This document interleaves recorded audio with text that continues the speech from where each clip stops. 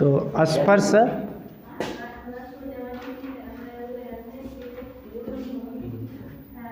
रेखा, ठीक है। तो मान लीजिए ये कोई कर्व है, ठीक, कर्व मतलब कोई भी, ये आपका जैसे ये सर्कल हो सकता है, ठीक है, या ये पैराबोला हो सकता है, इलिप्स हो सकता है, या हाइपरबोला हो सकता है, ठीक है। तो किसी भी स्पर्श रेखा है, जैसे मान लो सर्कल खींचना है स्पर्श रेखा, तो ऐसे ही सब खींचेंगे ना, तो बोलेंगे इस पॉइंट पर ये रेखा A B tangent line on circle C, ठीक है। हाँ, और जैसे मान लीजिए हमें यहाँ पे एक स्पर्श रेखा खींचनी है ए, ठीक है, तो इस पैराबोला को हो जाएगी, पैराबोला पर परवलय, ठीक। मान लीजिए ये इलिप्स है, इस पर स्पर्श रेखा खींचनी है, तो ये भी अनेक प्रकार की स्पर्श रेखाएं हो जाएगी। हाइपरबोला है तो इस पर ऐसे खींच सकते हैं, यहाँ ऐसे खींच सकते हैं, यहाँ ऐसे खींच सकते हैं। तो ये मैं बता रहा हूँ कि कैसे स्पर्श रेखा खींच जाती है। खींचना नहीं है, हमें स्पर्श रेखा का समीकरण और स्पर्श रेखा की प्रवणता निकालनी है, ठीक है। तो मान लीजिए ये कोई पॉइंट P है जिसके कोऑर्डिनेट x1 y1 है, ठीक है, और इस पर हमें इसका स्लोप या ढाल जो जिसे कहते हैं प्रवणता, ठीक है, जिसको स्लोप बोलते हैं, ये होता है tan थीटा, और यही बराबर होता है आपका dy बाई dx, क्योंकि हमने पढ़ा है पहला अवकलन, तो इसे इसको dy बाई dx। मान लीजिए कोई भी ऐसे इक्वेशन आ जाए, जैसे x square plus 3x plus 4 है, इस कर्व मतलब इस वक्र पर पॉइंट 1,3 पर आपको प्रवणता निकालनी है। तो क्या करेंगे, सबसे पहले उसका हम क्या करेंगे, डेरिवेटिव करेंगे, फिर उसके बाद हम उसमें पॉइंट रखेंगे, जैसे 1,3। तो क्या करेंगे, सबसे पहले x square plus 3x plus 4 का क्या करेंगे, एक बार अवकलन, तो हो जाएगा 2x प्लस 3, ठीक है। तो क्या हुआ dy बाई dx, किस पॉइंट पर 1,3 पर। तो जहाँ पे ये x का मान है, ये y का मान है, तो जहाँ x है वहाँ क्या रखेंगे 1, जहाँ y है वहाँ पर 3, तो y तो है नहीं, तो इसलिए क्या रखेंगे x का मान, तो 2 गुणे 1 प्लस 3, तो 2 प्लस 3, ठीक है। तो समझ में आया स्पर्श रेखा, इसको कर लीजिए, इस पर क्वेश्चन कराते हैं। आया तुमको, कहाँ से दिक्कत है? बस वही अवकलन करो एक बार, पॉइंट दिया रहेगा और वहीं पर x और y का मान रख दो तो वैल्यू आ जाएगी। तो x स्क्वायर बटे में 8 और y स्क्वायर बटे में 2 बराबर 1, ठीक, 2,1 पर, 2,1 पर, ठीक है। तो अब देखिए सबसे पहले हम इसको y की टर्म बनाएंगे ना, फंक्शन बनाएंगे, तो क्या कर सकते हैं हम लोग, इसको एलसीएम लेंगे तो 8 हो जाएगा, और ये x स्क्वायर 4y स्क्वायर बराबर 1 और x square plus 4y square बराबर 8, तो 4y square equal to 8 minus x square, ठीक है।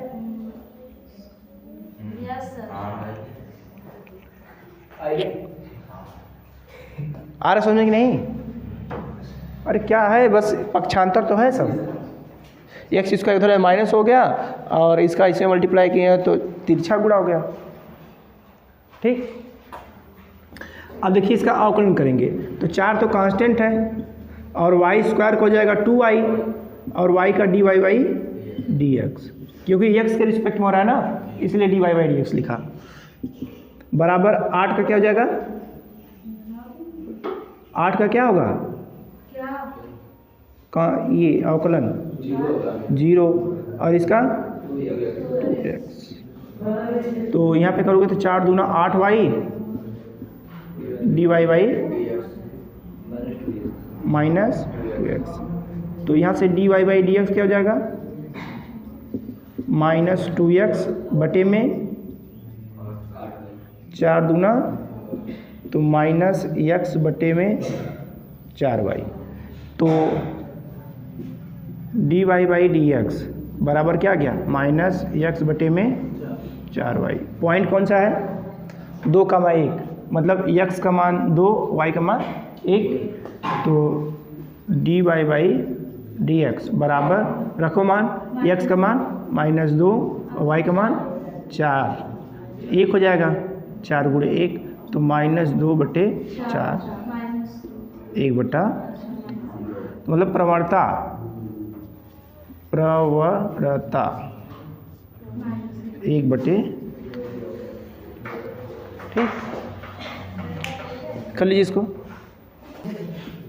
y बराबर x प्लस 2 बटे x 2,1 पर।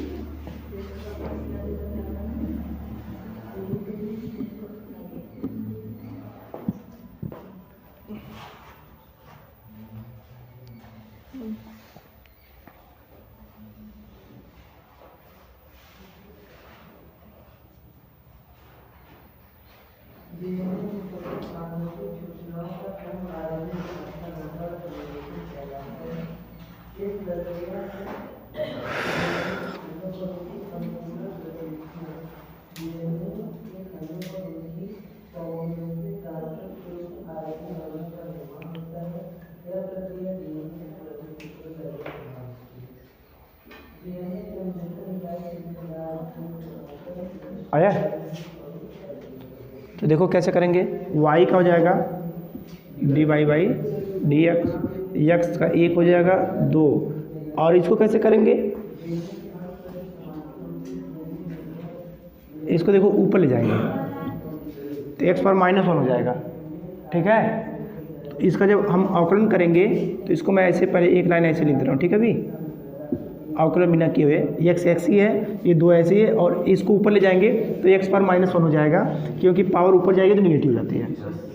अब इसका जब अवकलन करेंगे तो dy बाई dx, तो x का 1 हो जाएगा और 2, और x पर देखो -1 करेंगे, ठीक है, यही ना, और ये -1 पहले आ जाएगा एक, इसका मतलब माइनस से गुणा करेंगे तो हो जाएगा 1 - 2 x पावर -2, तो 1 - 2। अब इसको जब नीचे लाएंगे तो x पावर हो जाएगा ना, जैसे यहाँ से ले गए थे ऊपर तो -1 था, अब जो ऊपर से माइनस लेके आएंगे तो dy by dx -1 - 2 by x square. Point क्या दिया है, 2,1, तो 2,1 का मतलब है x बराबर 2, y तो इसमें है नहीं तो इसको कोई मतलब नहीं, तो dy बाई dx बराबर 1 - 2 और x की वैल्यू 2 का स्क्वायर, तो 1 - 2 अपॉन 4, तो आधा हो जाएगा, तो 1 - आधा मतलब आधा।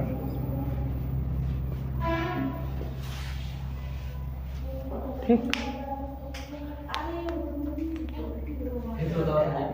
कहाँ से, अरे देखो पहले इसको कैसे बनाया है, इसको तो ऐसे ही बस x पावर ऊपर ले गए हैं, ठीक है, तो ये पावर माइनस होने जाएगी क्योंकि हमें x पावर n देखना था, तो पावर -1 हुई, तो फार्मूला क्या लगाएंगे, जो पावर यहाँ पे उसको आगे लाएंगे और इसमें से एक कम कर देते थे, तो इसको आगे लाया तो x पावर 0 मतलब 1 हो गया, तो x का मान ही होता था। अब देखो इसको जब आगे लाएंगे तो x पावर -1 आगे आएगा जब, तो माइनस से गुणा हो जाएगा, तो 2 गुणे -1 -2, और x पावर माइनस एक और कम हो जाएगा, तो एक पहले से कम था, एक और कम हो गया, 2 कम हो गया, तो x पावर माइनस 2 हो गया। जैसे यहाँ से जब नीचे से ऊपर ले गए थे तो माइनस हुआ था, इसी प्रकार से ऊपर से नीचे लाएंगे तो प्लस हो जाएगा, तो प्लस लिख दिया। अब क्या करना है, वैल्यू रखो 2,1, 2,1 का मतलब जहाँ x है 2, जहाँ y है 1, तो इसमें y तो है नहीं, इसे जहाँ पे x है वहाँ पे 2 रखेंगे, तो 1 माइनस 2 अपान x, x का मतलब 2 का square, x square plus y square, 2 कामा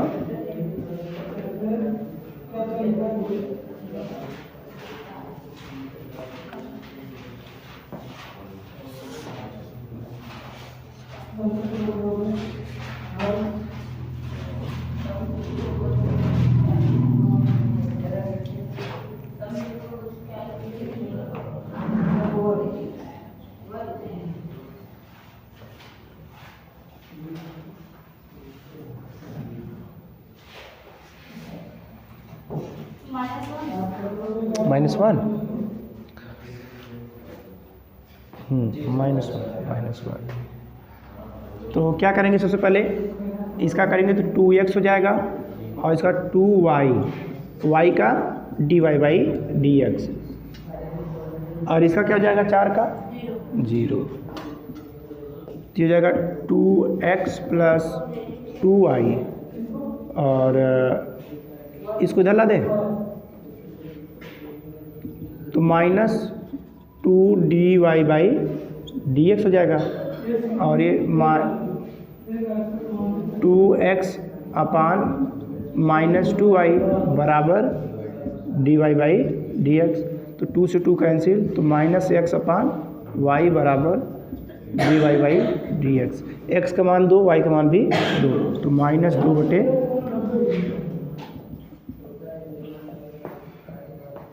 ठीक। अब देखिए स्पर्श रेखा का समीकरण,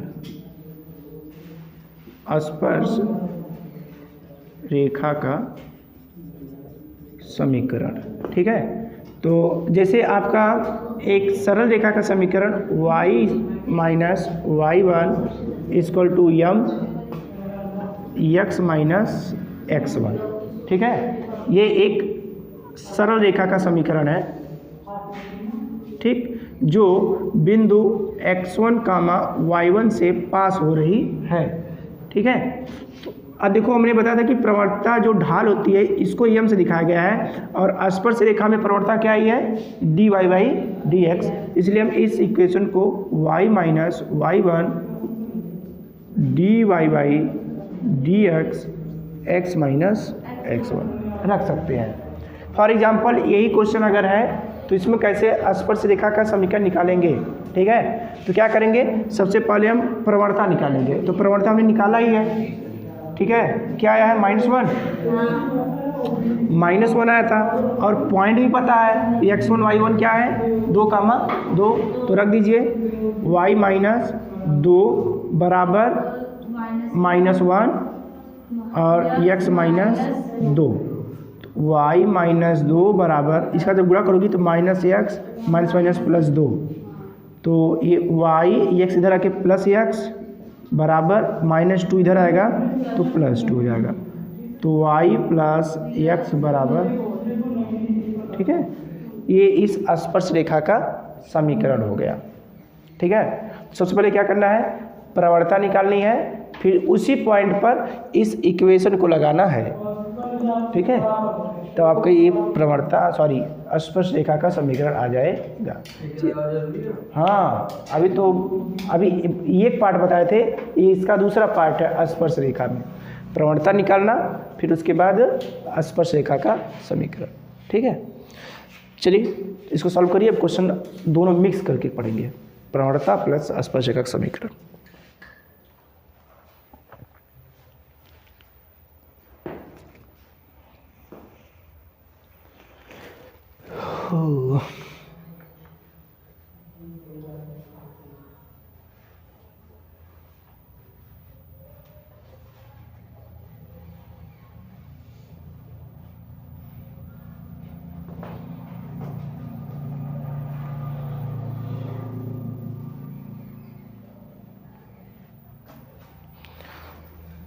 अगर मान लो किसी कारण से नहीं समझ में आता है तो वीडियो भी देख सकते हो, लेकिन प्रयास करो कि यहीं समझ में आ जाए। ठीक है, मुझे भरोसा है कि तुम मोबाइल में यूट्यूब नहीं खोलोगे। अच्छा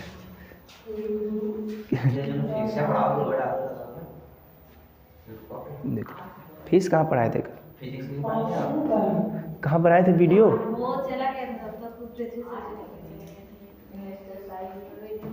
वो पिछला वीडियो होगा, बहुत से वीडियो, लगभग 250 वीडियो हो चुके हैं। सर जी आप क्या एक सीरियल वाइज से नहीं बनाते, आप कुछ थोड़ा बना देंगे उसके बाद इसको छोड़ देंगे? अच्छा सीरियल वाइज टाइम ही नहीं रहता। देखो जैसे यहाँ आप पढ़ा रहे हैं तो मैथ का फिर सत्यम सर आ जाएंगे तो वो पढ़ाने लगेंगे, फिर हम उधर 9th में चले जाएंगे, फिर 9th पढ़ाएंगे तो 9th वाला बनाएंगे। देखो ऐसे पढ़ाते समय वीडियो बन जाता है, लेकिन रूम पे जाके फिर से वही बनाना अच्छा नहीं लगता है, और बिना बच्चों के पढ़ाना भी सिर्फ बोरिंग लगता है मुझे। फील ही नहीं आता क्लास में पढ़ा रहे हैं। अपने ही पढ़ाओ, अपने ही समझो। ऐसा क्या होता है जब क्लास में पढ़ाते हैं तो समझ आता है, हाँ लगता है नहीं समझ में आया, तो जो वीडियो में देख रहा है उसको भी नहीं समझ में आया होगा, तो हाँ बताएं।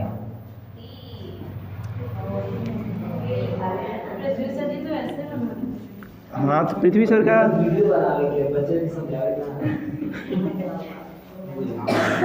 चलिए देखिए, बायोलॉजी वाला टॉपिक उसमें रटा बहुत जाता है ना। चलिए अच्छा एक क्वेश्चन तुम लोग करके दिखाओ तो। वक्र 3y² बराबर x³ 3,3 पर 3y² बराबर x³ पर हमें पहले प्रवणता निकालनी है और फिर समीकरण।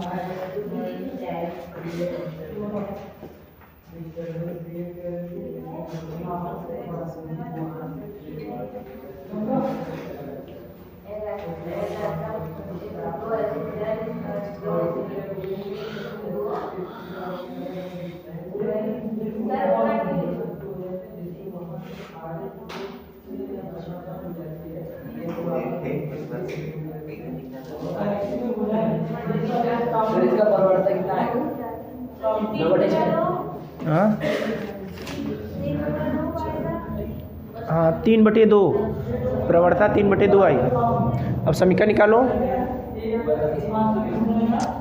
अच्छा देखो 3 और 2y और y का dy/dx, और इसका हो जाएगा 3x²। तो 3 दूना 6y dy/dx बराबर 3x²। तो dy/dx बराबर 3x² बटे में 6y। समझ आ रहा है? अरे 3 है और y² है तो y का 2y हो जाएगा, और y का dy/dx क्योंकि x के रिस्पेक्ट में हो रहा है, ठीक, बराबर x³ का 3 आगे आ जाएगा, कम हो जाएगा 3x² बराबर 3 दूना 6y dy/dx बराबर 3x²। ठीक है, अब इसको इधर लाएंगे तो डिवाइड हो जाएगा, तो 6y नीचे आ जाएगा, तो 3x² डिवाइड बाई 6y। अब रखना क्या है, जहाँ पे x है वहाँ पे भी 3 और y जहाँ पे है वहाँ भी 3, तो dy/dx बराबर 3 और 3 का स्क्वायर, हाँ काट दे रहे अभी, और 6 × 3 तो 3 और 3 का स्क्वायर 9 बटे में 6 3 का 18, तो 9 दूना 18 3/, ये हो गया क्या, प्रवणता dy/dx। अब अगर समीकरण पूछा जाएगा तो क्या हो जाएगा, y माइनस y1 बराबर dx x माइनस, ये ना, तो रख दो y1 की वैल्यू 3 है और dy/dx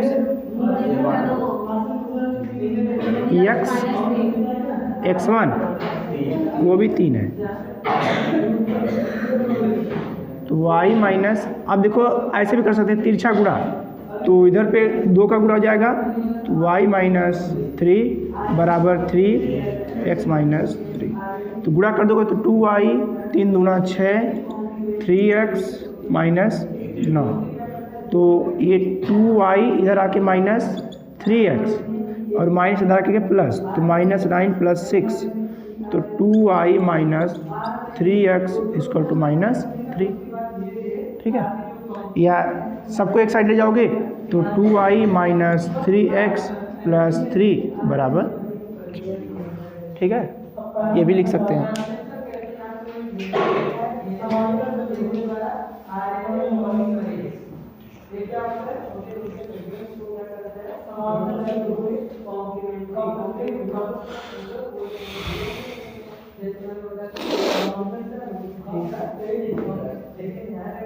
बस आपका एक ही जगह से u की जगह यानी t की जगह क्या आ जाएगा, इस तरह का इसमें इसका स्टेप होता है ट्रांसलेशन का इनिशिएशन, इनोकुलेशन और टर्मिनेशन। ये इसमें दो समानांतर दोनों मिलकर हिसाब हो गया और टर्मिनेशन का अवधि से स्टॉप हो जाएगी। क्योंकि मैंने आपको बताया था कि कोई प्रोसेस शुरू करने के लिए और रोकने के लिए दोनों तरीके के एंजाइम पाए जाते हैं। शुरू करने वाला फैक्टर को क्या कहते हैं, सिग्मा फैक्टर, और स्टार्ट करने वाला फैक्टर को कहते हैं इनिशिएशन वाला फैक्टर को कहते हैं सिग्मा फैक्टर, जबकि जो टर्मिनेट फैक्टर को कहते हैं आरएच फैक्टर। आरएच फैक्टर जो बैक्टीरिया से जुड़ा होता है फॉर्म होती है, तो इसमें हमने क्या किया, तो इसमें हमने इनिशिएशन पहले में एक होता है और ट्रांसक्रिप्शन का